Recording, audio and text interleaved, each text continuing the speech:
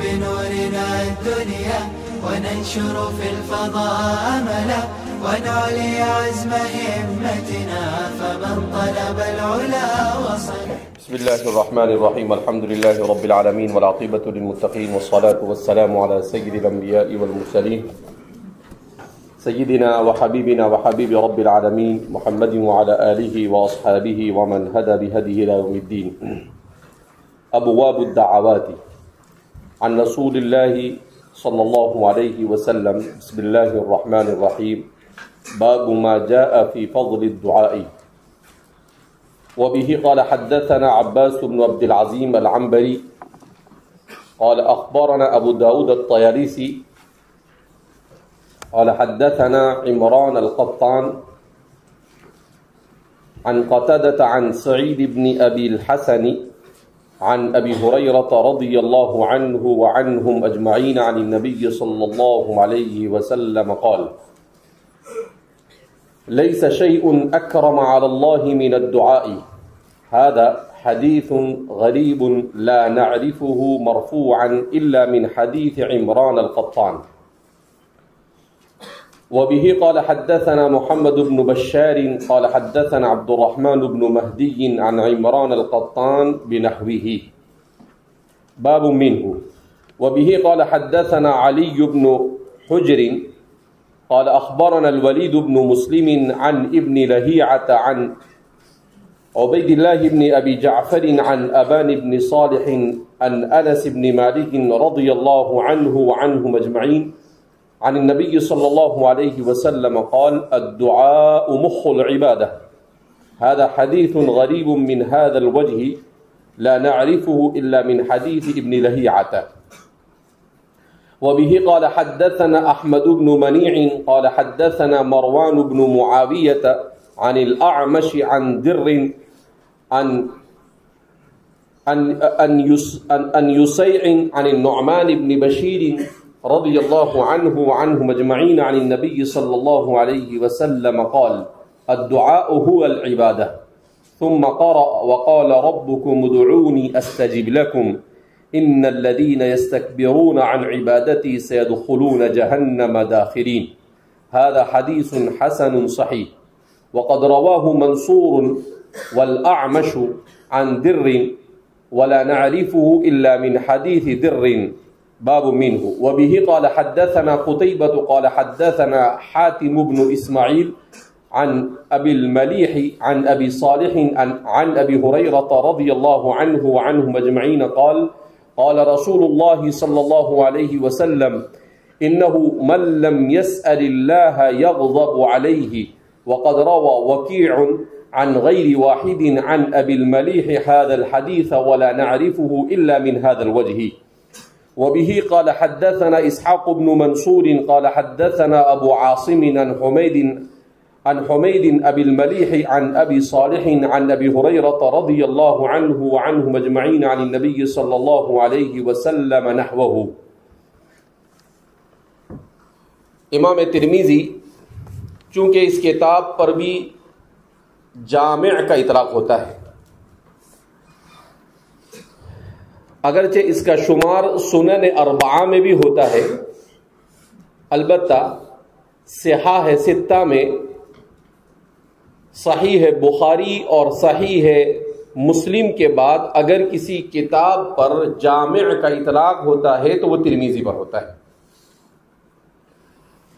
اس کے علاوہ ابو داود کو جامع نہیں کہا جاتا، المجتبی کو جامع نہیں کہا جاتا،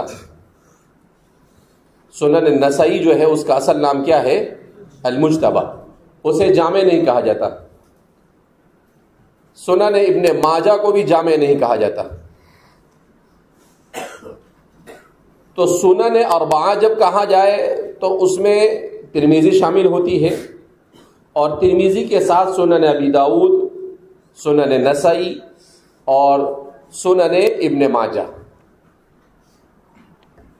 تو یہ کتاب چونکہ من قبیل الجوامع ہے، اور جیسا کہ سال کے آغاز میں آپ نے متعدد اساتذہ سے سنا ہوگا کہ جامع اس کو کہا جاتا ہے جس میں ہر باب سے متعلق روایت ہو، خاص طور پر 8 ابواب اور زندگی کے 8 شعبوں سے متعلق روایات کے مجموعے کے جمع کرنے کے لیے جو کتاب مدون کی جائے، مرتب کی جائے، اسے جامع کہا جاتا ہے، جس میں عقائد سے متعلق ابواب ہو، جس میں احکام سے متعلق ابواب ہو، جس میں غزوات سے متعلق ابواب ہو، جس میں جہاد سے متعلق ابواب ہو، جس میں آداب سے متعلق ابواب ہو، جس میں تفسیر، قرآن کریم کی تفسیر سے متعلق ابواب ہو، جس میں فتن سے متعلق ابواب ہو،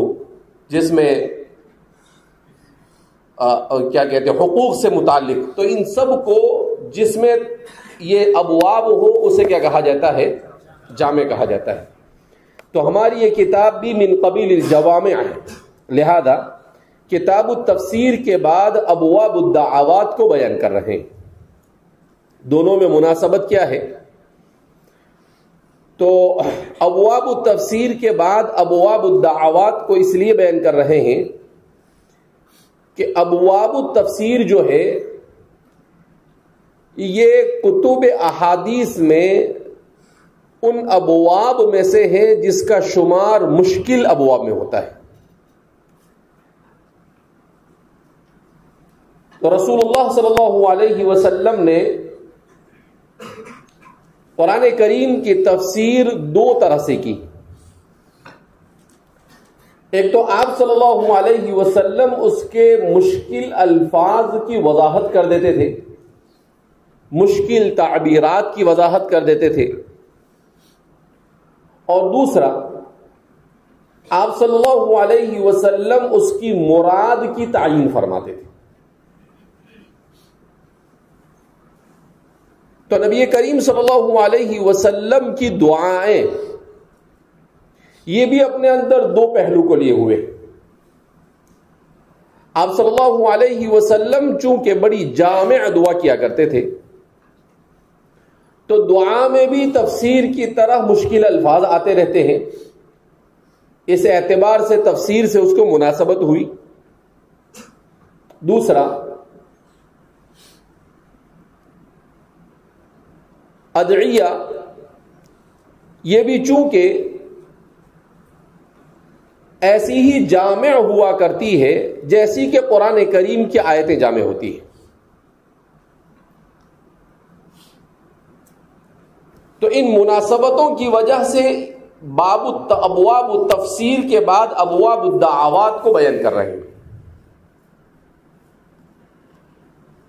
رسول اللہ صلی اللہ علیہ وسلم ہی کی زندگی نہیں بلکہ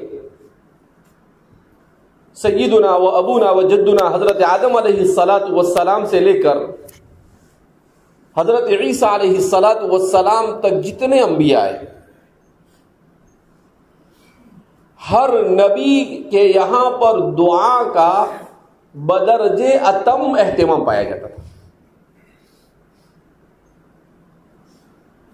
اس لیے کہ دعا وہ چیز ہے جس سے انہونی ہونی ہو جاتی ہے۔ نہ ہونے والا کام دعا کی برکت سے ہو جاتا ہے۔ لہذا حضرات انبیاء کرام علیہم الصلاۃ والسلام یہ دنیا میں اسباب کو اختیار کرنے کے ساتھ ساتھ دعاؤں کا اہتمام کرتے تھے تاکہ ہر کام میں اللہ کی مدد شامل حال رہے۔ اور قرآن کریم نے بکثرت حضرات انبیاء کرام علیہم الصلاۃ والسلام کی دعاؤں کو ذکر کیا ہے۔ حضرت آدم علیہ الصلاۃ والسلام سے ایک چوک ہو گئی تو بظاہر ایسا لگ رہا تھا کہ شیطان نہیں بخشا گیا تو آدم بھی نہیں بخشے جائیں گے، مگر آدم علیہ الصلاۃ والسلام نے دعا کی برکت سے اللہ کو منوا لیا۔ ربنا ظلمنا انفسنا وَإِن لَّمْ تَغْفِرْ لَنَا وَتَرْحَمْنَا لَنَكُونَنَّ مِنَ الْخَاسِرِينَ. تو دیکھو انہونی ہوئی نا، کہ بظاہر ایسا لگ رہا تھا کہ نہیں ہوگا مگر ہو گیا. تو وہ کس کی برکت سے؟ دعا کی برکت سے. تو دعا یہ انتہائی عظیم ہتھیار. دعا اس کا تعلق انسان کے عقیدے سے بھی ہے کہ انسان جس ذات سے دعا مانگے اس ذات پر مکمل اعتماد، اعتبار، توکل اور یقین رکھے کہ جس سے میں مانگ رہا ہوں وہ متصرف حقیقی ہے اور کوئی کائنات میں متصرف حقیقی نہیں ہو سکتا. اس لیے کہ اسی کی مرضی سے سب کچھ ہوتا ہے، چاہے اچھا ہو چاہے برا ہو، چاہے خیر ہو چاہے برائی ہو، چاہے حادثات ہو چاہے خوش کن چیزیں ہو، سب کے سب اس کی مرضی سے ہوتا ہے. اور ہر چیز کے پیچھے اس کی حکمت ہوتی ہے. ہر چیز کے پیچھے کیا ہوتی ہے؟ اس کی حکمت ہوتی ہے. یہ اس لیے کہنا پڑتا ہے کہ آدمی سوچتا ہے کہ شر میں کیا حکمت ہے، برائی میں اور قبح میں اور پریشانی میں اور مصیبت میں کیا حکمت ہے. تو بے شمار حکمتیں ہوتی ہیں. اگر اس دنیا میں اللہ مصائب، حوادثات، پریشانیاں نہ بھیجتا تو حضرت انسان شیطان سے 10 قدم آگے ہوتا. حضرت انسان شیطان سے 10 قدم آگے. آپ کہے لو بیچارہ انسان، اور آپ بول رہے ہیں کہ 10 قدم آگے. ہاں، اس لیے کہ انسان کی عقل ٹھکانے آتی ہے مصائب کی میں گھرنے کے بعد. جب تک کہ حضرت مصائب میں نہیں گرتے حضرت کا دماغ ٹھکانے آتا نہیں. یہ کھوپڑی ہے نا، صحیح کام کرتی ہے کب؟ جب مصیبت آتی ہے، بیماری آتی ہے، پریشانی آتی ہے. کیوں؟ اس لیے کہ اس حالت میں اسے اللہ یاد آتا ہے. اس حالت میں اسے کون یاد آتا ہے؟ ورنہ اللہ کو نہیں یاد کرے. اگر خوشحالی ہی خوشحالی رہے تو اللہ کو یاد کرے گا؟ کبھی یاد نہیں کرے گا. وہ بے نیاز ہو جائے گا. وہ بولے گا مجھے کیا ضرورت ہے، نہ مجھے بیماری ہے، نہ مجھے پریشانی ہے، نہ مجھے تنگی ہے، کچھ نہیں ہے. وَاضْرِبْ لَهُم مَثَلَ الرَّجُلَيْنِ جَعَلْنَا لِأَحَدِهِمَا جَنَّتَيْنِ مِنْ أَعْنَابٍ وَحَفَفْنَاهُمَا بِنَخْلٍ وَجَعَلْنَا بَيْنَهُمَا زَرْعًا تِلْكَ الْجَنَّتَيْنِ آتَتْ أُكُلَهَا وَلَمْ. تو قرآن نے اس کو بیان کیا تو وہاں پر وہ یہی کہتا ہے کہ سب میرا ہے. کیوں؟ اس لیے کہ بہت ہو گئے تو اس کو ہو گیا انفیکشن، ریئیکشن اور انفیکشن آف مال. دولت ہو گئی، فراوانی ہو گئی. انسان عجیب ہے، اللہ نے اسے بنایا ہی ایسا ہے. کیا؟ جب بھی کوئی نعمت اس کے پاس زیادہ آتی ہے تو حضرت آپے سے باہر ہو جاتے. حضرت آپے سے کیا ہو جاتے؟ اگر اللہ اس کو حسن دے دے تو ناز و نخرے شروع کر دیتا ہے. اللہ اگر اس کو مال دے دے تو سرکشی اور طغیانی پر کیا کرتا ہے؟ اتر آتا ہے. اللہ اگر اس کو علم دے دے تو تکبر پر اتر آتا ہے. اللہ اگر اس کو بادشاہت دے دے تو جبروتیت پر کیا ہوتا ہے؟ اتر آتا ہے. اللہ اگر اس کو طاقت دے دے تو لوگوں پر ظلم و زیادتی کیا کر دیتا ہے؟ شروع کر دیتا ہے. تو جہاں تھوڑا کچھ زیادہ ملا کہ حضرت کا ہاضمہ خراب،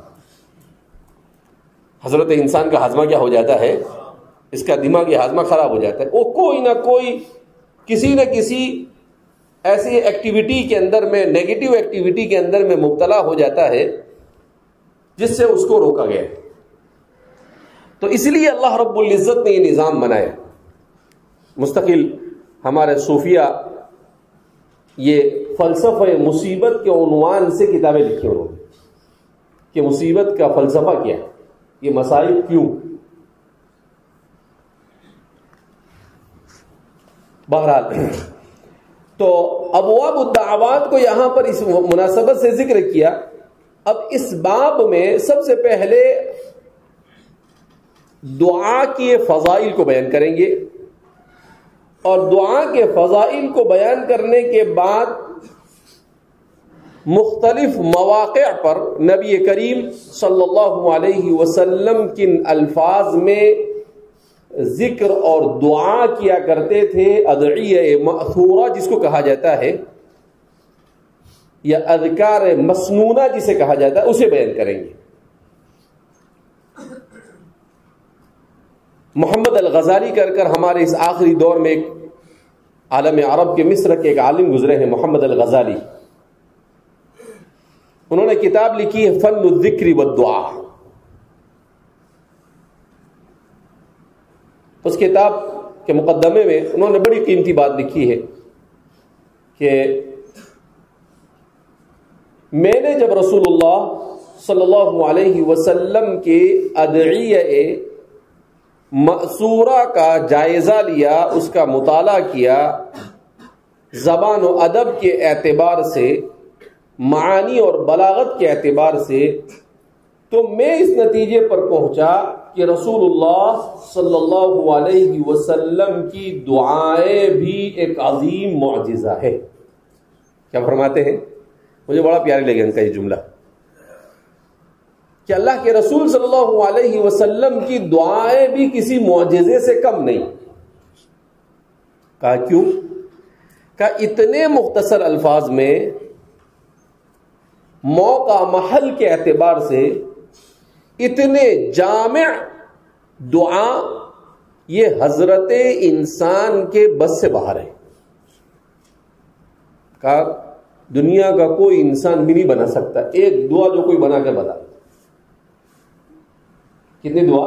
ایک دعا. چھوٹی سی کتاب ہے ان کی عربی زبان کے اندر میں، فن الذکر والدعاء، لیکن بڑی شاندار ہے. تو اس میں انہوں نے کہا کہ دعا بھی معجزہ ہے. تو اب یہاں پر ابواب الدعوات میں دعاؤں کے فضائل اور مختلف اللہ کے رسول صلی اللہ علیہ وسلم کے مواقع پر کی گئی ادعیہ مأثورہ کو بیان کریں گے. تو فرماتے ہیں ابواب الدعوات عن رسول اللہ صلی اللہ علیہ وسلم، رسول اللہ صلی اللہ علیہ وسلم سے منقول دعا کے ابواب. ہر ایک کا اپنا طرز، اپنا منہج ہوتا ہے. کوئی کتاب لکھتا ہے تو کوئی ابواب لکھتا ہے. کتاب کہتے ہیں ابواب کے مجموعے کو، تو کوئی سیدھا سیدھا بول دیتا ہے ابواب. امام بخاری کا اسلوب یہی ہے کہ وہ کتاب کا لفظ استعمال کرنے کے بجائے ابواب کا لفظ استعمال کرتے ہیں. تو ابواب الدعوات عن رسول اللہ صلی اللہ علیہ وسلم، دعوات یہ جمع ہے دعا کی. دعا کی ایک جمع آتی ہے جمع تکسیر، جمع مکسر، وہ آتی ہے الادعیۃ. اور اس کی ایک جمع آتی ہے جمع مؤنث سالم، اور وہ ہے الدعوات. دعاؤن کے کیا معنی ہیں؟ یہ اصل میں بنا ہے، اس کا اصل مادہ ہے دعاؤن، دال عین اور واو، جس کے معنی آتے ہیں پکارنا، بلانا. دعا کو بھی دعا اسی لیے کہتے ہیں کہ دعا کے ذریعے سے بندہ اپنے خالق اور مالک کو پکارتا ہے. ہمارے علماء نے مستقل اس پر کتابیں لکھی ہے. امام نووی کی سب سے جامع کتاب اس سلسلے میں ہے کتاب الاذکار للامام النووی. آپ نے رسول اللہ صلی اللہ علیہ وسلم کے صبح بیدار ہونے سے لے کر رات میں سونے تک کتب احادیث میں منتشر تمام دعاؤں کو جمع کیا. اس سے پہلے اس کے فضائل اور ذکر کے فضائل وغیرہ کو ذکر کیا آپ نے شروع کے ابواب میں، اور اس کے بعد آپ نے دعاؤں کو ذکر کیا. کتاب تقریباً 800 صفحات میں. کتنے صفحات میں ہے؟ 800 صفحات میں. زیارت کرنی ہے تو کل میں لے کر بھی آؤں گا، دیکھ لینا اس کو. اتنی موٹی کتاب ہے لیکن اتنی بہترین کتاب ہے کہ اس کے بعد جس نے بھی لکھا وہ امام نووی سے ہی استفادہ کر کے لکھتا ہے. گویا کہ امام نووی نے دعا کے باب میں ایک انتہائی جامع کام کیا آج سے 900 سال پہلے. کتنے سال پہلے؟ امام نووی جو تھے نا رجل جنات. کیسے تھے؟ رجل جناتی آدمی تھے. اللہ نے ان کے وقت میں برکت دی، ان کے علم میں برکت دی. بڑے متقی و پرہیزگار آدمی تھے. ان کے بارے میں آتا ہے کہ زندگی کا اکثر حصہ دن میں روزہ ہوتا تھا اور رات میں عبادت کرتے تھے. صرف 42 سال زندگی پائی اور 150 سے زیادہ کتابیں چھوڑی اپنے پیچھے. کوئی کتاب ایسی نہیں جو 500-700 صفحے سے کم ہو، بلکہ اکثر کتابیں ایسی جو 5 اور 10 جلد میں، بلکہ آپ کی یہ کتاب ہے المجموع 70 جلدوں میں. کتنی جلدوں میں ہے؟ 70 جلدوں میں. اسی لیے میں کہتا ہوں کہ جنات ہے. اللہ نے عجیب برکت دی تھی ان کے وقت میں. لیکن اس کو کہتے ہیں فنا فی العلم تھے. کیا تھے؟ فنا فی العلم. علم اور اطاعت کے اندر میں ایسے فنا تھے کہ ان کو اس کے علاوہ کچھ سمجھتا نہیں. ما تزوج فی حیاتی، زندگی میں شادی بھی نہیں کی. عورت کو بچوں کیا کرنے کا؟ تو صرف کتاب. ان کو علم اور عبادت، اس کے علاوہ ان کی زندگی اور کسی چیز سے تعبیر نہیں تھی. نہ سونا، نہ کھانے کی فکر، نہ بال کی فکر. بال بڑے ہو جاتے تھے، لوگ پکڑتے تھے نووی کو اور پھر بال کاٹتے. بولا بھائی تو نہیں کاٹتا، ہم کاٹ دیتے تیرے کو بال. تو اتنے بڑے بڑے بال ہو جاتے ہیں، یہاں آ رہے ہیں یہاں آ رہے ہیں. ان کو کچھ پڑی نہیں ہوتی تھی تو لوگ پکڑتے تھے. بھائی نووی بال کاٹنا بابا، کیا کرے گا تو. کہ بعض مرتبہ ایسے علم اور عبادت میں ایسے مشغول ہوتے تھے کہ کپڑے بھی گندے ہوتے تھے، اس کا بھی ان کو علم نہیں ہوتا تھا. بالکل اپنے سے اس دنیا سے غائب تھے وہ. تو لوگ زبردستی کہتے بھائی جانا بابا اب تو کپڑے بدل دو. ایسا کر کر کر ان کو زبردستی کپڑے کیا کرتے تھے؟ بدلواتے تھے. تو اس کے علاوہ دعا کے باب میں امام جزری کی کتاب ہے حصن حصین. حصن حصین اس کا مطلب آتا ہے مضبوط قلعہ.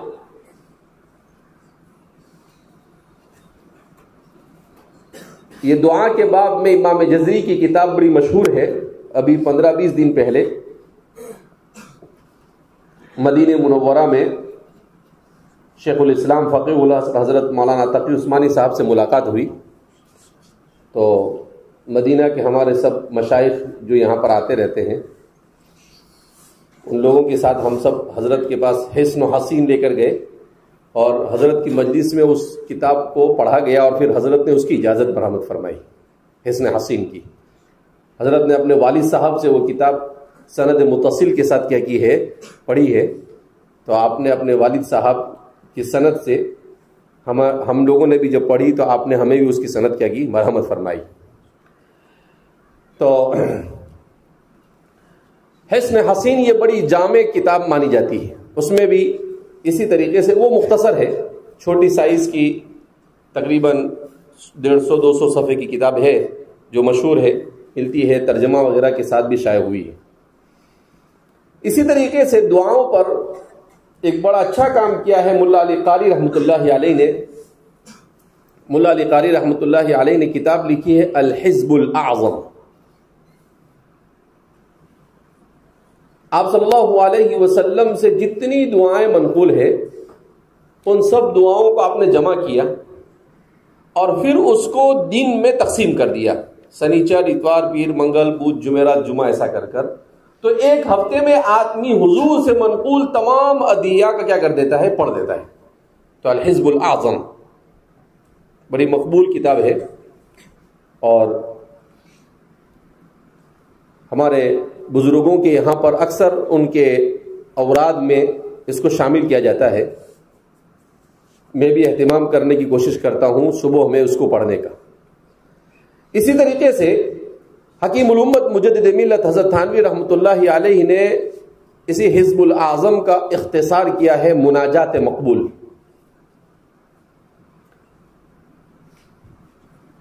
تو اسی کو تھوڑا سا مختصر کیا حضرت نے اور رسول اللہ صلی اللہ علیہ وسلم کی دعاؤں میں جو ملتی جلتی تھی ان میں سے کچھ کو کم کر دیا اور اس کو بھی آپ کی تمام دعاؤں کو 7 دنوں پر تقسیم کر دیا. تو ایک ہفتے میں مناجات مقبول کے پڑھنے سے بھی آدمی تمام کے تمام دعاؤں سے کیا ہوتا ہے، گزر جاتا ہے.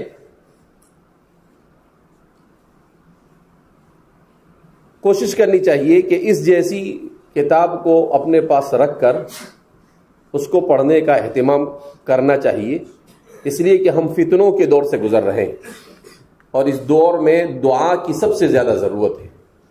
اگر دعا ساتھ میں رہے گی تو اللہ بہت سارے فتنوں سے کیا رکھے گا، محفوظ رکھے گا. اور اگر دعا کی عادت نہیں ہوگی تو آدمی علم اور تمام چیزیں اسباب کے ہونے کے باوجود بھی فتنے میں مبتلا ہو سکتا ہے. اس لیے اس طرح کی دعاؤں کو مناجات فقیر کے نام سے، پیر ذوالفقار صاحب نقشبندی کی بھی کتاب ہے مناجات فقیر، آپ نے بھی ادعیہ معصورہ کو 7 دنوں میں منقسم کیا ہے اور بھی بہت سارے بزرگوں نے اس پر کتابیں لکھی ہے. ایک چھوٹا سا کتابچہ میں نے بھی کچھ سالوں پہلے مرتب کیا تھا ادعیہ معصورہ کا، جس میں صبح شام کی دعائیں کیا ہے منقول ہے کہ کم از کم ادعیہ معصورہ کہ آپ صلی اللہ علیہ وسلم صبح اٹھتے تو کیا پڑھتے تھے، تہجد سے پہلے تہجد کے وقت اٹھتے، آنکھ کھلتی تو کیا پڑھتے تھے، اس کے بعد تہجد کی نماز کے بعد کیا دعا پڑھتے تھے، صبح سورج کے طلوع ہونے سے پہلے کون سی دعائیں پڑھتے تھے، شام کو سورج کے طلوع غروب ہونے سے پہلے عصر کے بعد کون سی دعائیں پڑھتے تھے. ایک چھوٹا سا کتابچہ ہے. تو بہرحال کوئی نہ کوئی ایک دعا کی کتاب، اگر سب نہیں تو کوئی نہ کوئی ایک دعا کی کتاب کو اپنے پاس بسانے کی کوشش کرنی چاہیے. اللہ ہم سب کو توفیق مرحمت فرمائے.